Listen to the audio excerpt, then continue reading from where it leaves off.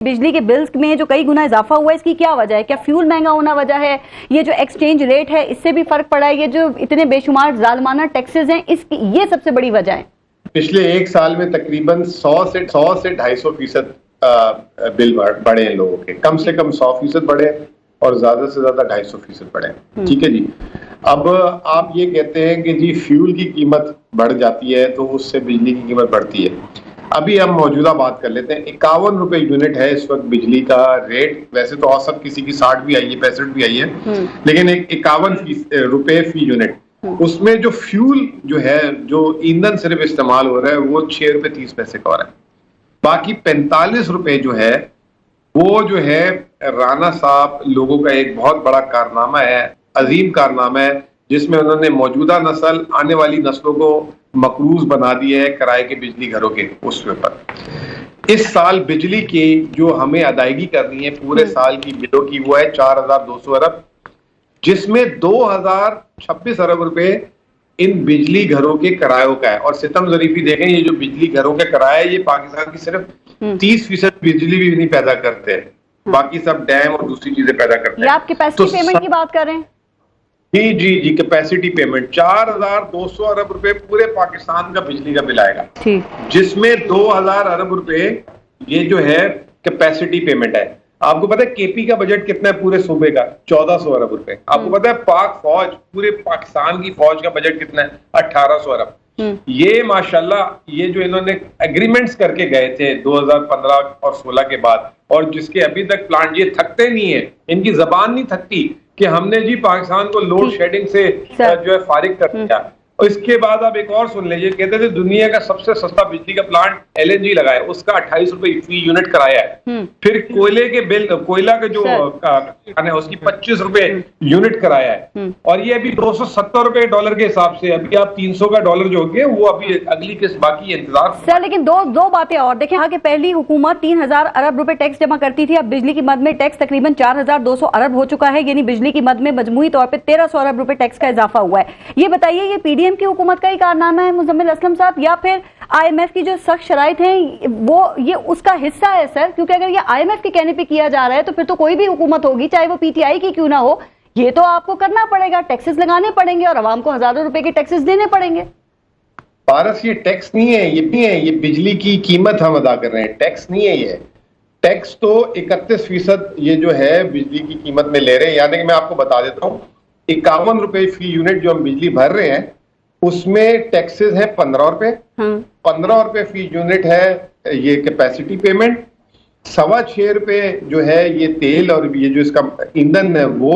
6.5 रुपए जो है लाइन लॉसेस है, ये जो बिजली चोरी होती है। और तकरीबन 6-6.25 रुपए ये जो क्रॉस सब्सिडी, यानी कि जो सस्ती कारखानों को बिजली, सरकारी मुलाजमों को मुफ्त में बिजली। सर वो मैंने ओवरऑल टैक्सेस की बात की है ना, मुझे ये आईएमएफ की शराइत का ही हिस्सा है, या आप समझते हैं ये पीडीएम नहीं किया है, ये इनकी गवर्नमेंट करके नहीं? इन्होंने तो ये अभी ये राणा साहब मेरे साथ पिछले प्रोग्राम में भी थे, इन्होंने 3.5 रुपए जो है पुराने जो है पता नहीं कोई रिकवरी करने के लिए एक यूनिट की अलग लगा दी। आईएमएफ की इसमें कोई लेना देना नहीं है, आईएमएफ की कोई शराइत नहीं है इसमें। ये तमाम के तमाम हमारे अपने कारनामे हैं जो हमने किए हुए हैं। और आईएमएफ आपको मना करेगा कि अगर आप कैपेसिटी पेमेंट कम कारनामा तो किया आपने। वो राणा साहब अक्सर ना कि जाते जाते जब फरवरी में पता चला खान साहब को गवर्नमेंट जा रही है तो बिजली पे 5 रुपए फी यूनिट कम और पेट्रोल पे 10 रुपए फी लीटर कम कर गए। वो कहते हैं कि उस वक्त तो बल्ले बल्ले हो गई है आवाम में आपकी, लेकिन उसके बाद आईएमएफ का प्रोग्राम जो है वो रुक गया सर। और वो कहते हैं कि यही जुल्म है जो ये मुल्क इस वक्त बर्दाश्त कर रहा है। देखें पारस, ये भी तो आप गलत बात कर रही है ना कि 5 रुपए यूनिट 300 यूनिट से कम वालों के लिए किए थे, बाकी पूरे पाकिस्तान के लिए पूरी बिजली थी। हमने तो एक यूनिट, इनके बगौल हमने तो एक यूनिट भी नहीं लगाया। हम तो जो इन्हीं के आपने आईएमएफ की शराइत के खिलाफ नहीं किया असलम साहब, चाहे आपने 300 रुपए फी यूनिट वालों के लिए किया हो। जी मैं आपको यही तो फरमा रहा हूँ कि हमने 3.5 साल में 600 या 700 अरब रुपए सर्कुलर डेट बढ़ाया। अब ये कह रहे हैं कि हमने सर्कुलर डेट रोक लिया। 100% बिजली की कीमत बढ़ाने के बावजूद 400 अरब रुपए सर्कुलर डेट बढ़ गया। ये कहते हैं हमने रिकवरी अच्छी कर ली। 94% रिकवरी थी जब इनको हुकूमत मिली थी, 80% पे आ गई।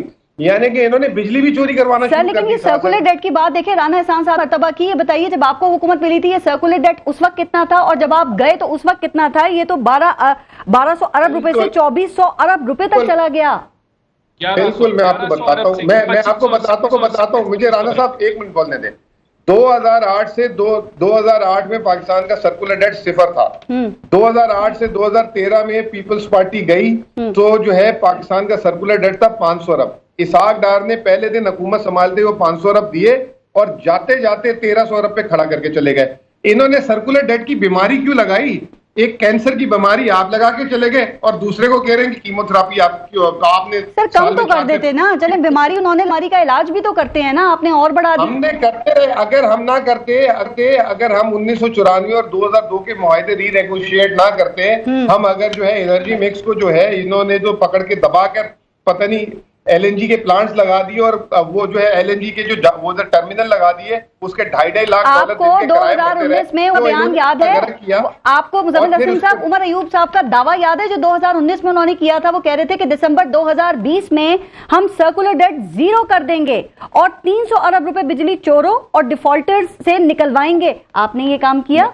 बिल्कुल, मैं आपको बता दूं कि 500 अरब रुपए सालाना को जो है हम 100 अरब रुपए में ले आए। अब आप क्या चाहती हैं? ये पाकिस्तान है, इसके बाद 10 मुसीबतें यहाँ पे, ठीक है ना? उसको 500 अरब से 100 अरब रुपए में ले आए और फिर उसके बाद हमने फिर उसके बाद एक लैंडमार्क वीकॉक पॉलिसी जो है पूरे मुल्क में जो है गैस की पॉलिसी अप्रूव कराई, जो ये करते नहीं थे। 1.5 साल में इन्होंने की पकड़ के। आप बताएं तो सही, इन्होंने हशर नशर 2000 अरब रुपए का जवाब तो ले ले। अब मुज़म्मिल असलम साहब, आपने देखा भी स्टॉक मार्केट जो है वो ऊपर जा रही थी ना सर, और जो इंडेक्स है वो भी ये 48,000 से ऊपर चला गया था, तो ये लग रहा था कि जो इन्वेस्टर्स हैं उनका कुछ एतमाद बहाल हो चुका है और अब शायद कुछ दिनों के बाद जो है वो मईशत दौड़ने लगेगी, लेकिन फिर वही सूरत हाल है, हम तो वहीं खड़े हैं, बैक टू स्क्वायर वन। पारस 5 अगस्त तारीख है, 5 अगस्त, आपको पता है ये तारीख 5 अगस्त को क्या हुआ था? याद है आपको कुछ? जी, सजा हुई थी चेयरमैन पीटीआई को।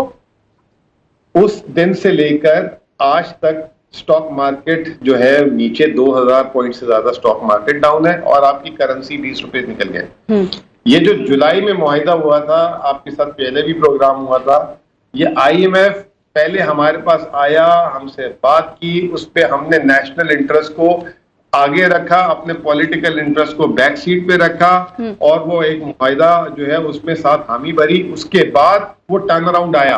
उससे पहले तो जिसे कहते हैं कि लंका ही ढा बैठे थे ये लोग। ये तो इनके वजीर आजम साहब कह रहे थे कि एक्शन प्लान बी है, प्लान सी है। वो इसहाक डार साहब कह रहे थे कि मैंने वजीर आजम से गारंटी ली है कि अगर IMF 30 तारीख को नहीं हुआ तो मैंने जो टैक्सेस लगाए सब वापस करूंगा।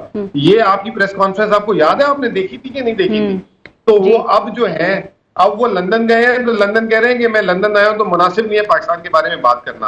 और वजीर खजाना साहब जो वजीर आजम बनने के चक्कर में थे, केयर टेकर कंटिन्यूटी की बात कर रहे थे, 48 घंटे में दुबई निकल गया, आज वो भी लंदन बैठे हुए। तो जब इस तरह के लोग बैठे होंगे तो हु इज गोइंग टू मतलब पुट देयर स्किन?